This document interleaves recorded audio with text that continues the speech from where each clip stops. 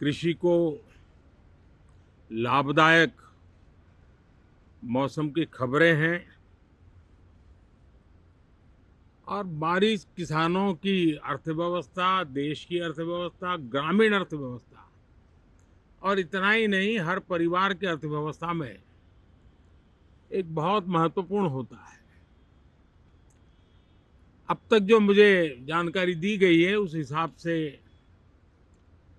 पिछले 10 वर्ष में जो पानी का भंडार हुआ है इस बार, वो करीब करीब 3 गुना हुआ है, जिसका आने वाले दिनों में भी देश के अर्थतंत्र को बहुत लाभ होगा। साथियों, ये मॉनसून सत्र राष्ट्र के लिए ये बहुत ही गौरवपूर्ण सत्र है। ये मॉनसून सत्र राष्ट्र के लिए एक अपने आप में विजयोत्सव का रूप है।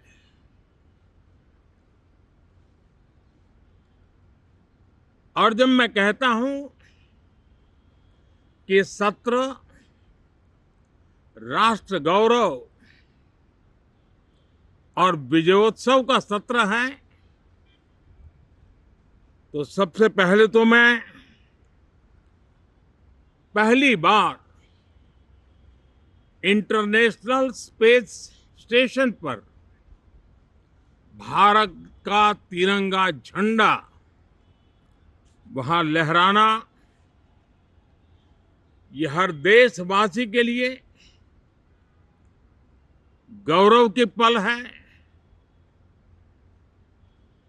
देश में साइंस टेक्नोलॉजी के प्रति, इनोवेशन के प्रति नया उमंग और उत्साह भरने वाली ये सफल यात्रा रही है। और पूरे सांसद, लोकसभा राज्यसभा दोनों सदन देशवासी जिस गौरव का अनुभव कर रहे हैं उसमें एक स्वर से जुड़ेंगे, एक स्वर से इसका यशगान होगा। जो भारत को अंतरिक्ष में नई ऊंचाइयां पर पहुंचाने वाले जो भावी कार्यक्रम है, उनके लिए भी प्रेरक बनेगा, प्रोत्साहक बनेगा। साथियों, ये मॉनसून सत्र एक विजयोत्सव है। पूरी दुनिया ने भारत की सैन्य शक्ति का, भारत के सैन्य के सामर्थ्य का रूप देखा है। ऑपरेशन सिंदूर में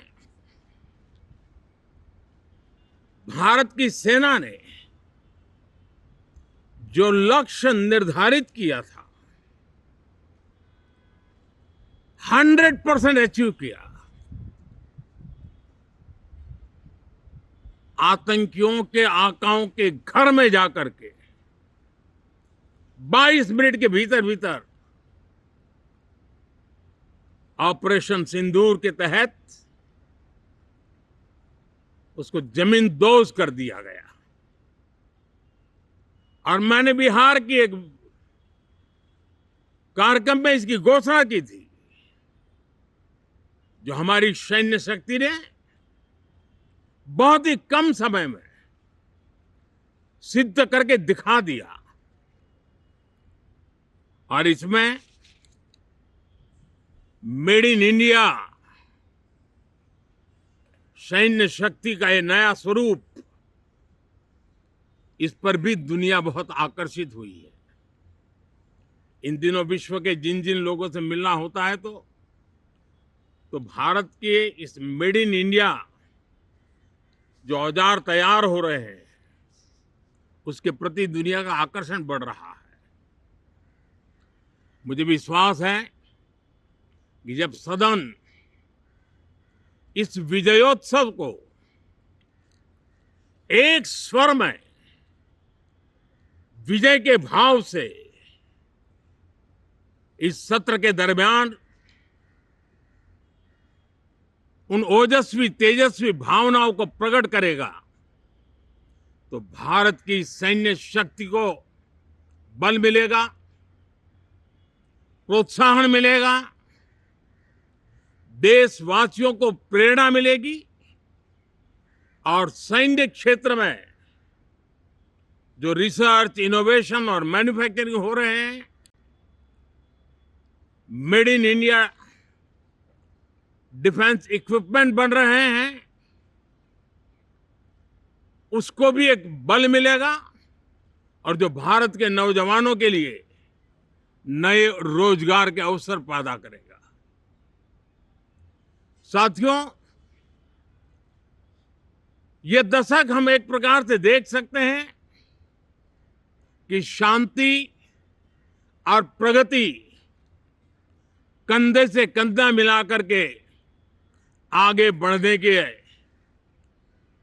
कदम कदम पर प्रगति के एहसास करते रहे हैं।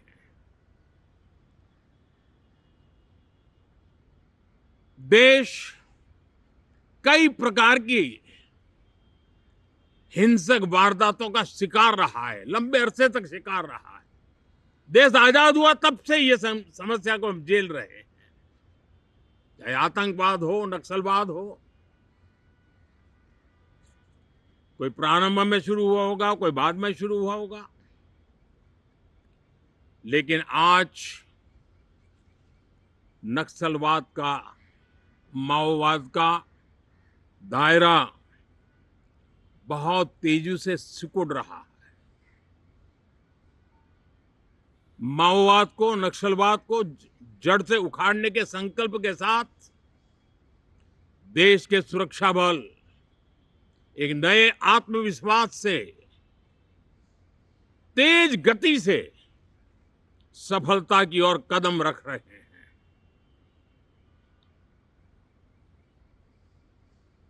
और मैं गर्व से कह सकता हूं,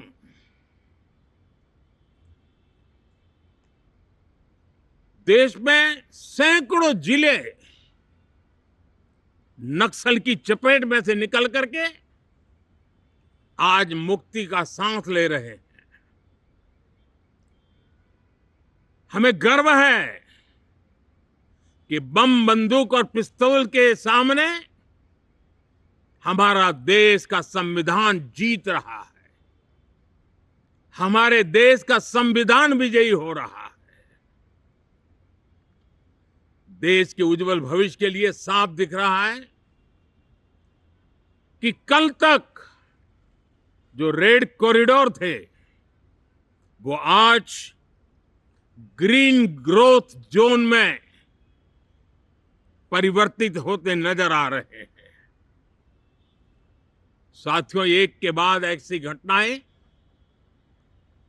देशभक्ति के लिए, देश की भलाई के लिए संसद में पहुंचे हुए हर माननीय सांसद के लिए गौरव का पल है। और संसद के इस सत्र में ये गौरव गान पूरा देश सुनेगा, हर सांसद से सुनेगा, हर दल से सुनेगा। साथियों, आर्थिक क्षेत्र में भी जब 2014 में आप सबने हमें जिम्मेवारी दी, देश फ्रेजाइल 5 की अवस्था से गुजर रहा था। 2014 के पहले वैश्विक अर्थव्यवस्था में हम 10वें नंबर पर थे और आज भारत तेज गति से दुनिया की तीसरे नंबर की अर्थव्यवस्था बनने की दिशा में आगे बढ़ रहा है, दरवाजे पर दस्तक दे रहा है। इन दिनों 25 करोड़ गरीबों का गरीबी से बाहर निकलना जिसको विश्व की अनेक संस्थाएं सराहना कर रही है। देश में एक जमाना था 2014 के पहले, जब महंगाई का दर, इन्फ्लेशन रेट डबल डिजिट में हुआ करता था। आज 2% के आसपास आकर के देश के सामान्य मानव के जीवन में राहत बन गया है, सुविधा बन गया है। लो इन्फ्लेशन के सामने हाई ग्रोथ एक अच्छे विकास यात्रा की दिशा है। साथियों, डिजिटल इंडिया, यूपीआई आज भारत के एक नए सामर्थ्य को दुनिया देख रही है, पहचान रही है, और ज्यादातर देश में उसके प्रति एक आकर्षण पैदा हो रहा है। यूपीआई ने फिनटेक की दुनिया में अपने एक नाम कमाया है। रियल टाइम डिजिटल ट्रांजैक्शन दुनिया में सबसे ज्यादा हो रहे हैं। दुनिया में जितने हो रहे हैं, अकेले भारत में उससे ज्यादा हो रहे हैं। साथियों, पिछले दिनों इंटरनेशनल लेबर ऑर्गेनाइजेशन का एक वैश्विक समागम था, और उसमें भारत ने बहुत बड़ी ऊंचाई प्राप्त की है। आईएलओ का कहना है कि 90 करोड़ से ज्यादा लोग भारत में अब सोशल सिक्योरिटी के दायरे में हैं। ये अपने आप में एक बहुत बड़ा अचीवमेंट है। उसी प्रकार से वैश्विक संस्था WHO ने ये कहा है कि भारत अब आंख की जो बीमारी आमतौर पर बारिश के सीजन में ज्यादा देखी जाती थी, ट्रैकोमा, अब भारत को WHO ने ट्रैकोमा फ्री घोषित किया है। तो आरोग्य के क्षेत्र में भी ये अपने आप में एक महत्वपूर्ण भारत के लिए सिद्धि है। साथियों, पहलगाम की क्रूर अत्याचार, नरसंहार, पूरी दुनिया चौंक उठी थी। आतंकवादी और आतंकवादी के आके दुनिया का ध्यान उनकी तरफ केंद्रित हुआ था, और उस समय दल हित छोड़ करके देश हित में हमारे ज्यादातर दलों के प्रतिनिधि, ज्यादातर राज्यों के प्रतिनिधि विश्व भ्रमण किया, दुनिया के अनेक देशों में गए, और एक स्वर से दुनिया के सामने आतंकवादियों का आका पाकिस्तान को बेनकाब करने का एक बहुत सफल अभियान चलाया। मैं आज राष्ट्रहित में किए गए इस महत्वपूर्ण कार्य के लिए उन सभी सांसदों की सराहना करना चाहता हूं, सभी दलों की सराहना करना चाहता हूं, और उसने देश में एक सकारात्मक वातावरण पैदा किया। विश्व ने भारत की बात को स्वीकार करने की दिशा में अपने मन के द्वार खोले, और इसके लिए ये हमारे सांसदगण, हमारे राजनीतिक दल सराहना करने के मेरे लिए सौभाग्य है। साथियों, हम जानते हैं कि इस ये स्पिरिट, एक स्वर, एक एकता का वातावरण देश को कितना उत्साह से भर देता है। विजयोत्सव का ये पर्व इस मॉनसून सत्र में भी उसी भाव से प्रकट होगा। देश की सैन्य शक्ति को सराहना करेगा, देश के सामर्थ्य का गौरवगान करेगा और देश के 140 करोड़ नागरिकों को नई प्रेरणा का कारण बनेगा। मुझे विश्वास है कि हम सब मिलकर के डिफेंस के क्षेत्र में आत्मनिर्भर होने के इन प्रयासों को बल दें, सेना के सामर्थ्य की सराहना करें। और मैं आज देशवासियों के सामने जरूर कहूंगा और देश के राजनीतिक दलों से भी कहूंगा कि देश ने एकता की ताकत देखी है, एक स्वर का सामर्थ्य क्या होता है देखा है। तो सदन में से भी सभी माननीय सांसद उसको बल दें, उसको आगे बढ़ाएं। और मैं जरूर कहूंगा, राजनीतिक दल अलग अलग है, हर एक का अपना एक एजेंडा है, अपनी एक भूमिका है, लेकिन मैं इस वास्तविकता को स्वीकार करता हूं कि दल हित में मत भले न मिले, लेकिन देश हित में मन जरूर मिले।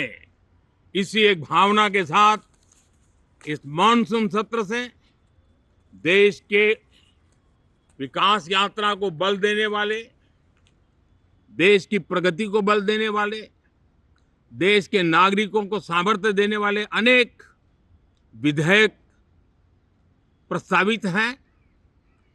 सदन विस्तृत चर्चा करके उसको भी पारित करेगा।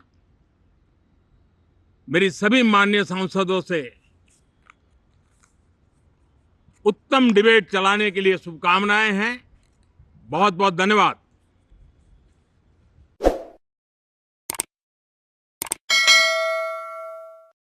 Hi friends, thank you for watching this video.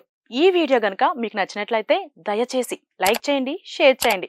ముఖ్యంగా మా ఛానల్ 24/7 న్యూస్ టీవీని సబ్స్క్రైబ్ చేసుకోండి. ఆ తర్వాత మీ విలువైన అభిప్రాయాల్ని, మార్పులు, చేర్పులు, కావాల్సిన వీడియో ఏమన్నా ఉంటే మన వీడియో కింద కామెంట్ సెక్షన్లో కామెంట్ రూపంలో తెలియజేయండి. నమస్కారం, సాయిదంచిక మాట్లాడుతున్నాను. ప్లీజ్ సబ్స్క్రైబ్, షేర్, లైక్ చేయండి 24/7 టీవీ ఛానల్. హాయ్ నమస్తే, నేను మీ Soniya Akula. Please subscribe to 24/7 news TV. Hi అండి, అందరికీ నమస్తే. నేను Mankota Prasad. Please do subscribe 24/7 news TV. Political, entertainment and infotainment updates కోసం like, share, subscribe 24/7 news TV.